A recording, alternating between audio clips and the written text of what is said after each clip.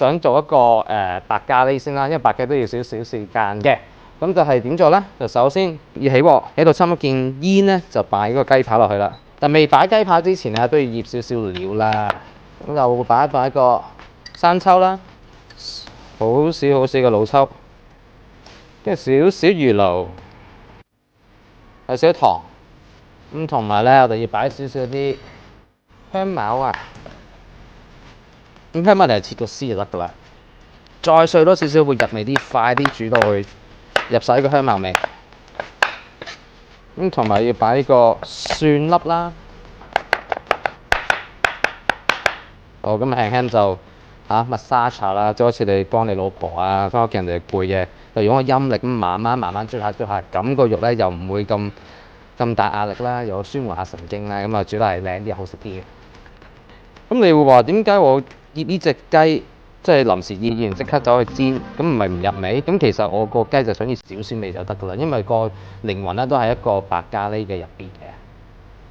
好啦，因為雞入邊都係有少少肥啦、脂肪啦，咁所以我亦都冇擺油嘅。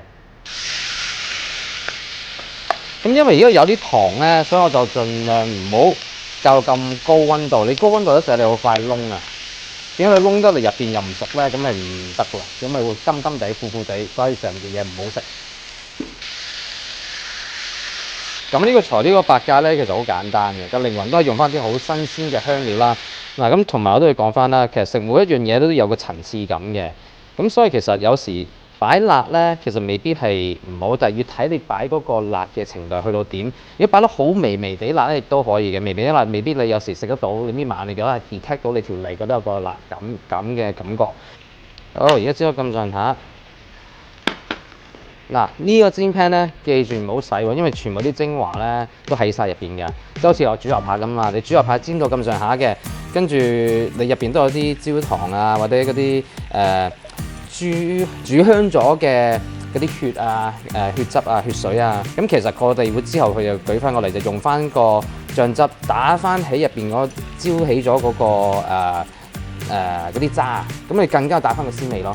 所以牛扒一樣啊，牛扒咪啲人話啊，煎完個 pan，千祈唔好洗，加少少紅酒落去，打個芡，咁已經搞到一個牛扒汁噶啦。嗱，呢個雞仲未熟嘅，但係因為而家煎到係差唔多上晒色啦，咁我再切件，之後就搞個汁，搞完個汁之後就掉翻個雞落去。我切一件先啊。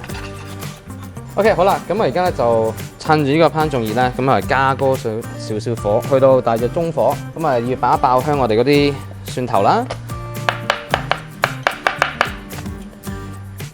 番茄，其實番茄嘅作用呢度你見到擺一粒啦，其實點解咧？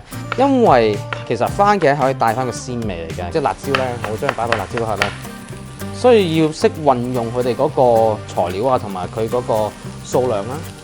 南薑，跟住香茅、青檸葉，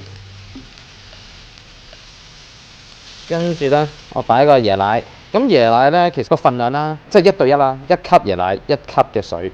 好啦，跟住擺個神湯，擺個魚露，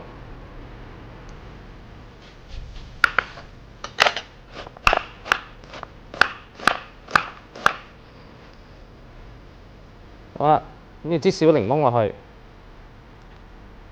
好，跟住擺啲雞啦。嗱，呢啲香葉咧，我最後尾先擺上去嘅，因為要帶翻更加嘅鮮味，咁所以由得佢煲住先。我 put on side 啦。OK， 咁而家係睇翻我頭先嗰個白咖喱雞啦，差唔多啦。你加少少糖，同埋多少少魚露。好啦，咁啊要打結佢少少啦。落生粉咧，一定要嗰個湯啊或者個汁咧係要滾嘅先擺落去，亦都係唔好擺咁多，逐啲掉落去，唔好心急。雖然我都好肚餓，就有得食。咁你有咩咧？咁啊就有個金不換啦，芫茜，留多啲切就得噶啦。你咁睇似好多，其實唔係好多，一掉落去咧佢縮埋一嚿。落多少少魚露，咁啊搞掂啦。